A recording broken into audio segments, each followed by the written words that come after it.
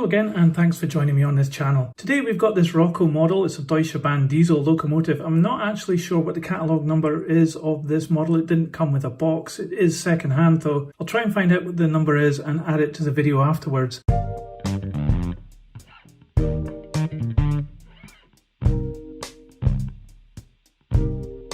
The running number of this locomotive is 218158-4. This does seem to be a very modern model from Roco. I'm not exactly sure when it came out, but this particular one is very clean and it has many features which make me think that it is quite modern. But I also think it's been made to a budget, but there's not a huge amount of additional parts added onto this model. But it does have a lot of detail on the one-piece moulding. So we're going to have a look at this in detail and also see this running, and we'll take it apart and have a look at what mechanism it's got as well. So looking at the front of the locomotive here, you can see very clearly it's got the number and the Deutsche Bahn with this white bar going across. These transfers are very nicely applied, they're very crisp and detailed. There's also a silver panel here with the lights in it. It does look as though it maybe has directional lights, the two red ones on the inside and clear ones on the outside. And it has a representation of stuff down here on the buffer beam, just been moulded into the main piece of plastic. You'll see it's got very clear glazing and it has windscreen wipers on it as well. But inside it doesn't have any detail at all. Down here you've got a coupling added in. It isn't in a NEM pocket, but you can change this quite easily for another one.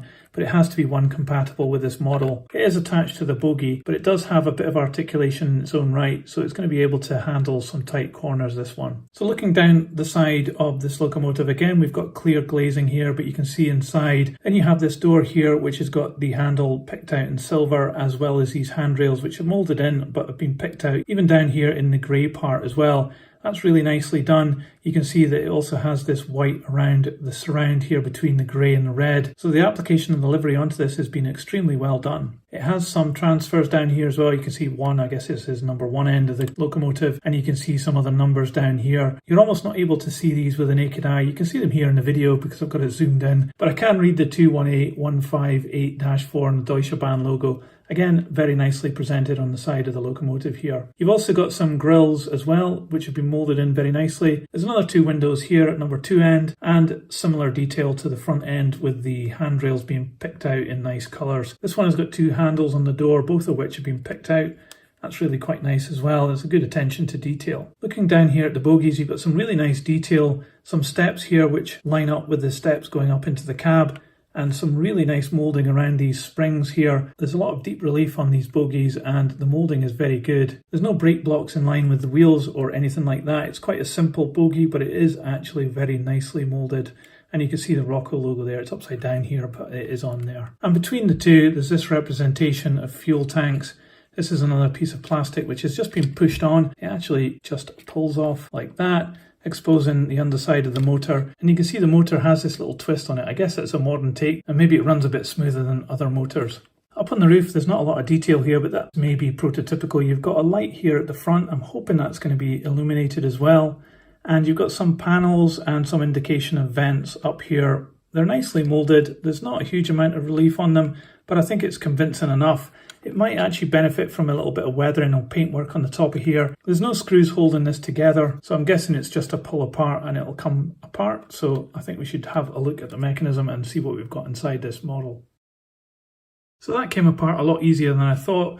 It's quite easy just to prise the body apart and then it just lifted off very easily. Now we can see that we have an all metal chassis here. It's quite substantial. It gives this model quite a lot of weight, which is really good. And you can see the motor inside here. It's quite a large motor that's inside here, so I'm guessing it's got quite a lot of pulling power. So I was expecting to see some lighting down the front here, which connected up to the lights on the body, but I was thinking a bit old school there because this one actually has LEDs here on the circuit board, one here and one here. And if you look on the body, you can see that they correspond to these plastic parts here, which transmit the light down here to the front lights as well as the light on the roof. So that's a really nice touch. I guess this is the modern way of doing it, a lot simpler than having a bulb. So you can see these panels here, they correspond to parts that have been added in on the side of the body here. Now these do look as though they would have been windows, but here they're just pieces of grey plastic. I'm wondering whether that's been done because there's no interior detail and you'd see the circuit board. So going back to the chassis, you can see this large circuit board on the top here with the LED lights that I mentioned earlier and a chip on it as well. You can see that pickup comes from the bogies at the front through these two wires here, and also at this end with the same arrangement, just flimsy little wires, and we've got a resistor added on here as well. Drive is to both bogies through these shafts from the motor. There doesn't seem to be any flywheel on this one, but it is all-wheel driven and all-wheel pickup as well. There's no traction tyres, but I don't think it needs it. It's quite heavy. So this seems to be quite a substantial model with this weight, and it seems to have quite a decent motor. I'm expecting it to run pretty well when we test it in a few minutes. The body only has limited detail, but I think what it does have is quite convincing. It could benefit from a few extras like a driving compartment added in, but I think if this is meant to be a hobby or budget model, then this seems to be quite good value for money so far. Anyway, let's get this back together. It should just fit straight on easily enough. So it just slid straight on and clipped into place, and the panel underneath just slid on as well with a bit of resistance. It's just been held in there. Let's put this on the scales and see how much it weighs. So this locomotive weighs 346 grams. I've got the model on the test track here. I'm just going to give it some power and we'll see how it goes.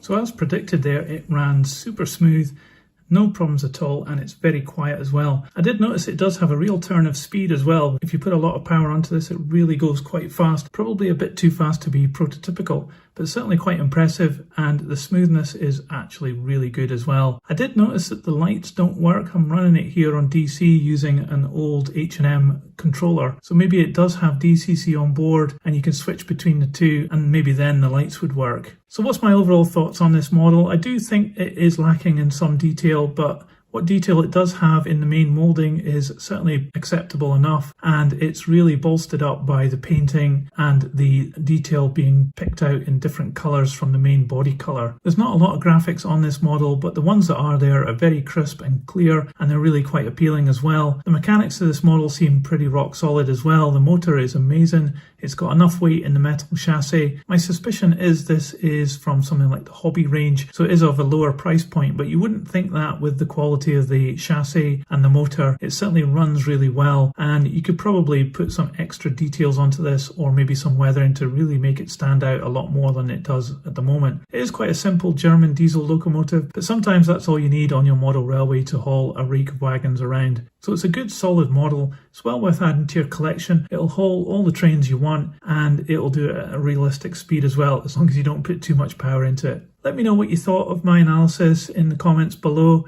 and if you could give this a thumbs up, that would really help this channel. You can subscribe to enjoy more videos like this, but that's it for today. See you next time.